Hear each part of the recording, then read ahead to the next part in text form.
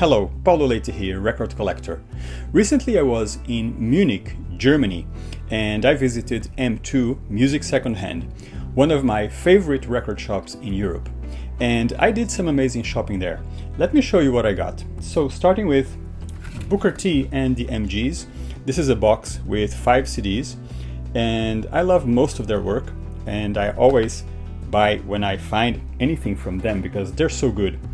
And so the records inside are these ones. So starting with Green Onions from 1962, then Soul Dressing from 1965, followed by And Now from 1966. There was an album that's not on the box, released in 1966, also called, it was a Christmas album called, I think, In the Christmas Spirit. And then after that one, this one, Hip Hugger from 1967. And then the last one in the box, Doing Our Thing from 1968. They were amazing. I'm a big fan of their work. They were one of the first racially integrated rock bands in America at the time, which is amazing. And they did some amazing work. They were the in-house band for Stax Records, and they played with most of their artists, Otis Redding, Sam and David, Wilson Pickett, the staple singers. Most of those albums feature Booker T and the MGs, frequently with more musicians added, usually with a bigger horn section. And they released great stuff all through the 60s and 70s. Booker T is still alive. He's still with us. He was born in 1944, which is amazing. Most of those musicians sadly have passed away, but Booker T is still with us. The next album that I got, Bachman-Turner Overdrive. This is a twofer, including Not Fragile from 1974 and Four Wheel Drive from 1975. These are two great albums. I like them very much, and they actually have great songs here. For a long time, I never paid much attention to them, but in the last few years, I progressively got into them, and I like them very, very much. The next one that I got is another box. This is from Herbie Hancock. It's another box with 5 albums, starting with Taken Off from 1962. It has a beautiful version of Watermelon Man that is very famous. Then right here, My Point of View from 1963. This features Donald Byrd, I'm a huge fan of his work also. Then Inventions and Dimensions. This one with Willie Bobo on percussion. I'm a huge fan of his work. Followed by Speak Like a Child, a gorgeous album from 1968. Love this one. I have wanted this album for years, and finally I got it. Then The Prisoner from 1969, also another great album. There are 2 albums that are not included in this box that were recorded at the same time, in the same period. One being Empyrean Isles from 1964 and the very famous Maiden Voyage from 1965.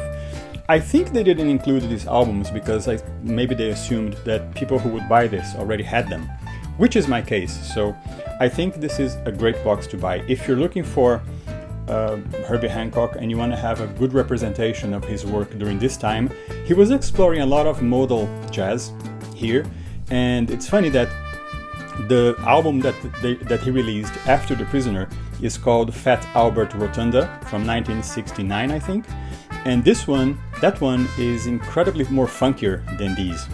So great buy. Next album I got, completely different, Autoamerican by Blondie, 1980. I have always wanted this version, which is the remastered version. It contains some amazing bonus tracks. I have always been a big fan of Blondie. Debbie Harry is a powerhouse performer, and she's great in everything she does. Actually, she was amazing in Videodrome, the David Cronenberg movie. I saw her for the first time when I was a kid in that movie, and I fell in love with her. She's amazing. And this album contains, as bonus tracks, Call Me, the song that was recorded for American Gigolo, the 1980 movie with Richard Gere. It was written by Giorgio Moroder and Debbie Harry. This in here the album contains the full-length version, which clocks in almost 7 minutes, and it's a great version of the song. But also it contains as a bonus feature, Rapture, the disco mix version, which clocks in 10 minutes. It's a very long version, which I like, with a long instrumental in the middle of the song. I'm a big fan of these very long versions that were issued during that period. Nowadays, they don't do this anymore, and this album is great. Oh, one more thing. The liner notes in the album are very nice, written by music producer Mike Chapman, and it's very funny. Also, I didn't know that Vivian Goldman, the journalist, musician, she's also featured in the album somehow. Her name appears there. They don't say what she did in the album. Maybe contributing vocals. I'm not sure. I would love to know, because I'm a big fan of Vivian Goldman too. Great buy. Next, 2 albums by the Crusaders, starting with Crusaders 1.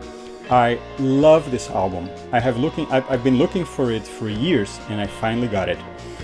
This one is from 1972. Despite being called Crusaders 1, this is actually their 3rd album as the Crusaders. They had a big career as the Jazz Crusaders until 1970, and then they released Past the Plate from 1971, and then another album called Hollywood in 1972. And this one is their 3rd. Beautiful album. They have a gorgeous song composed by Carole King called So Far Away that appears on her album Tapestry. And this was actually a double LP, so it's a very long album. Most songs here are clocking 7 minutes, 6 minutes. So Far Away, the Carole King song, is 11 minutes long, but it's never boring. These musicians are so great. They can never make a song boring. They're very long songs, as you can see here, but this is a great album, and I'm very happy with it. I've been looking for years for this. Great buy. The second one that I got from the Crusaders is The Second Crusade, the album that comes right after Crusaders 1. Another great album. This was also released as a double LP back in 1970. This is from 1973, and it's a stunning album. I'm very happy with it.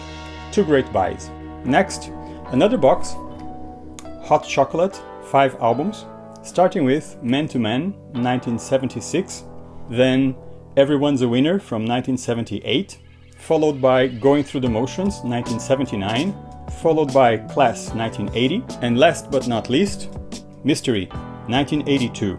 You know, I haven't paid much attention to them when they were during their heydays, but in the last 10 years or so, I started to pay more attention to them. They were a British funk band. They had their best work during the disco years, and I like their work very much, so I'm very happy with this buy.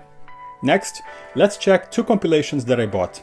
They are volume 1 of Easy Tempo, and I also got the volume 3.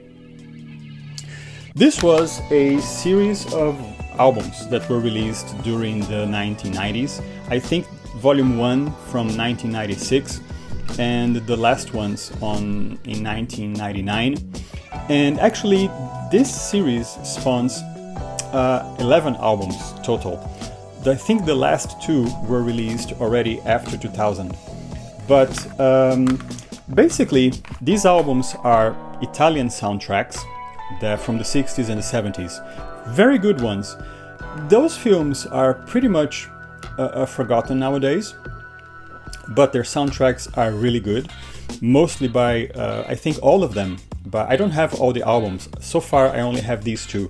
I plan to get the other ones because I love Italian soundtracks, movie soundtracks.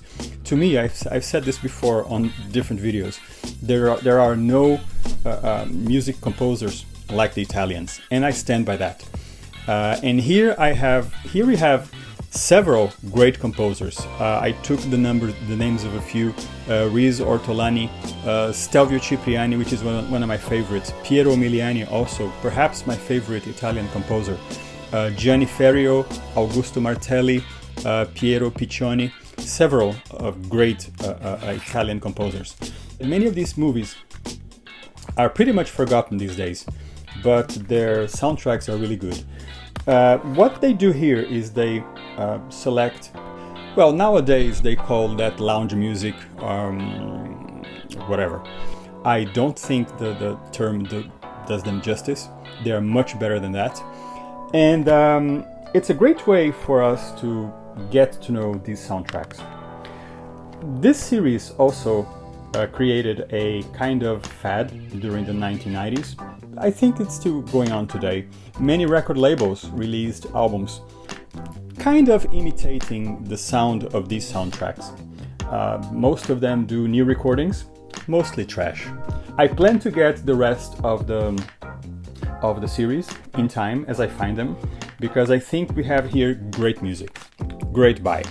Last but not least, Tamba 4, We and the Sea. This is a great Brazilian album by Tamba 4, a quartet. Previously, they had worked as a trio and they signed as Tamba Trio. This was created by Luis Essa, an amazing Brazilian pianist and organist. He and the trio, they used to accompany great Brazilian singers, one of them being Maísa, one of the best Brazilian singers of the 60s and the 70s. She was amazing. And they also released several albums as a trio or as a quartet. As a trio, they released something like 11 albums, give and take, and 3 albums as Tamba 4, this being the first one. I love their sound very much. Their Luis Essa's song The Dolphin has become a jazz standard. I think Tony Bennett recorded, I'm not sure if Tony Bennett, Bill Evans definitely has a version of it. So it's a brilliant album. I'm very happy with it. Great buy. So these were the albums that I got at M2 Music Secondhand in Munich, Germany. Herbie Hancock, 5 CD box. Booker T and the MGs, 5 CD box. Hot Chocolate, 5 CD box. Bachman-Turner Overdrive, Not Fragile and 4-Wheel Drive, a twofer. Crusaders 1 by the Crusaders. The Second Crusade by the Crusaders. Autoamerican by Blondie. Easy Tempo Volume 1, Easy Tempo Volume 3, and finally Tamba 4, We and the Sea. So I had a great day of shopping at M2 Secondhand in Munich, Germany. I bought these albums. I have here 23 albums. That's an amazing number. And I have spent hours and hours listening to these and enjoying each one of them. Thank you very much and see you on the next video. If you enjoyed this video, please give it a like and subscribe to my channel. There's more great content coming soon. Thank you.